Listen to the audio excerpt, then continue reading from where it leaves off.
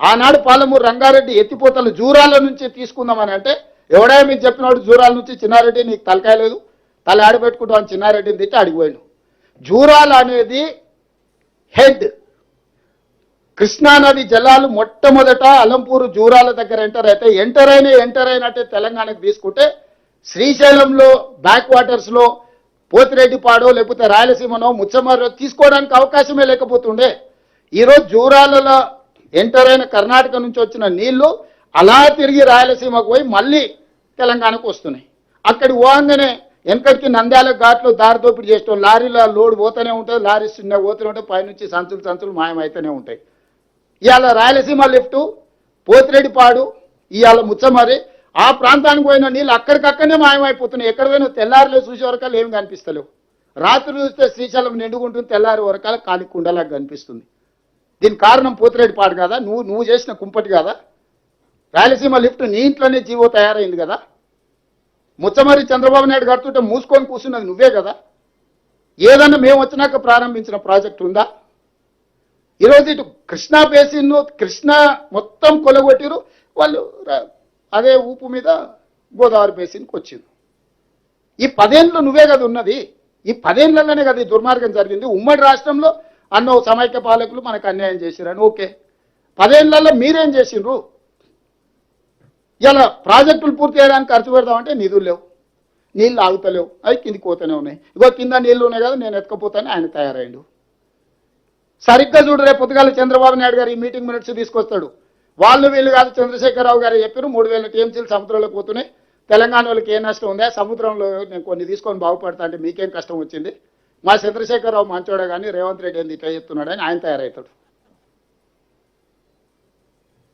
అందుకే మీడియా మిత్రులారా, ఈరోజు స్పష్టంగా రాజకీయాలకు అతీతంగా మనందరం ఒక దగ్గర కూర్చొని చర్చించుకొని ముందుకు వెళ్ళాలి. ఈరోజు కేంద్ర ప్రభుత్వం మీద ఒత్తిడి తీసుకురావాలి.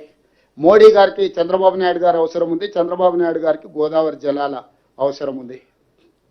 ఇది భగవంతుడికి భక్తుడికి అనుసంధానం, అంబికా దర్బార్ బత్త అన్నట్టుగా ఉన్నది. వాళ్ళిద్దరి మధ్యలో అధికారం నీళ్లు పంపకాలు చేసుకుంటే అధికారం నీకు నీళ్లు నాకని. అందుకే ఈరోజు అన్ని వ్యవస్థల దగ్గరికి మేము వెళ్తున్నాము. నాకు ఉత్తమ్ కుమార్ రెడ్డి గారికి ఎలాంటి భేషజాలు లేవు. అందరినీ కలుస్తాం, అందరితో మాట్లాడతాం, సమస్యకు పరిష్కారం కనుగొనడానికి చూస్తాం. కాకపోతే లీగల్ ఫైట్ ఎట్లా చేయాలి, పొలిటికల్ ఫైట్ ఎట్లా చేయాలి, టెక్నికల్గా ఎట్లా ఫైట్ చేయాలో ఫైట్ చేస్తాం. చివరిగా చంద్రబాబు నాయుడు గారికి నా సూచన ఒకటే, ఇది మనం గ్యాప్ పెంచుకోవడం, దూరం పెంచుకోవడం ద్వారా పరిష్కారం కాదు. మీరు ఢిల్లీలో మోడీ గారిని ఒత్తిడి తెచ్చి అనుమతి తెచ్చుకోవడం వల్ల ఇవి పూర్తి కావు. కాబట్టి మా తెలంగాణ ప్రాజెక్టులో గోదావరి బేసిన్ మీద 968 టీఎంసీలు, కృష్ణా బేసిన్లో పరివాహక ప్రాంతం ప్రకారం మాకు ఒక 555 టీఎంసీల నీళ్ళు వస్తాయి. దాని బేసిస్ మీద మేము కొన్ని ప్రాజెక్టులు కట్టుకుంటాం. ఈ రెండింటికి మీరు క్లియర్గా అనుమతి ఇవ్వండి. ఆ తర్వాత ఎన్ని సముద్రంలో పోయే నీళ్ళు మీరు ఎన్ని తీసుకుపోయినా మాకు అభ్యంతరం లేదు. 3000 మీరు ఎన్నైనా తీసుకెళ్ళండి. ఓ 1000 టీఎంసీలు దాదాపుగా గోదావరి మీద, ఒక 500 టీఎంసీలు కృష్ణా బేసిన్ మీద మా ప్రాజెక్టులకు మీరు ఎన్ఓసి ఇవ్వండి. ఈ 2 ఎన్ఓసీలు ఇచ్చిన తర్వాత మేము మీ ప్రాజెక్టులకు ఎలాంటి అభ్యంతరం పెట్టము.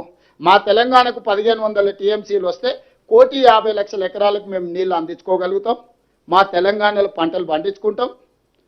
మీకు మాకు ఎలాంటి సమస్యలు ఉండవు. వ్యక్తులుగా కాదు, ఇది 2 సంస్థలు, 2 రాష్ట్రాలు. ఈ రాష్ట్రాల ప్రజల ప్రయోజనానికి కృష్ణా బేసిన్ మీద ఒక 500 టీఎంసీలు, గోదావరి బేసిన్ మీద దాదాపు ఒక 1000 టీఎంసీలకు మీరు బ్లాంకెట్ ఎన్ఓసి ఇవ్వండి. ఆ తర్వాత మీరు ఏ ప్రాజెక్టులు అయినా కట్టుకోండి, మాకు అభ్యంతరం లేదు. కేంద్ర ప్రభుత్వానికి కూడా మా విజ్ఞప్తి ఇదే, శశపిషలు లేవు. కిషన్ రెడ్డి గారు, కేటీఆర్ గారు ఒత్తిడితోటి నువ్వు ఎన్నిసార్లు తప్పించుకుంటావో నీ ఇష్టం. తెలంగాణ ప్రజలు నిశ్చితంగా గమనిస్తారు. రేపు సిఆర్ పాటిల్ దగ్గరికి వెళ్ళడానికి మాకు టైం ఉంది. కిషన్ రెడ్డి గారిని రిక్వెస్ట్ చేసినాం, ఢిల్లీలోనే ఉంటారు కాబట్టి మీరు కూడా మాతో పాటు రండి. సిఆర్ పాటిల్ దగ్గరికి వెళ్ళి తెలంగాణ ప్రజల ప్రయోజనాల గురించి మాట్లాడుతామని మా మంత్రి గారు ఆల్రెడీ విజ్ఞప్తి చేసిండ్రు.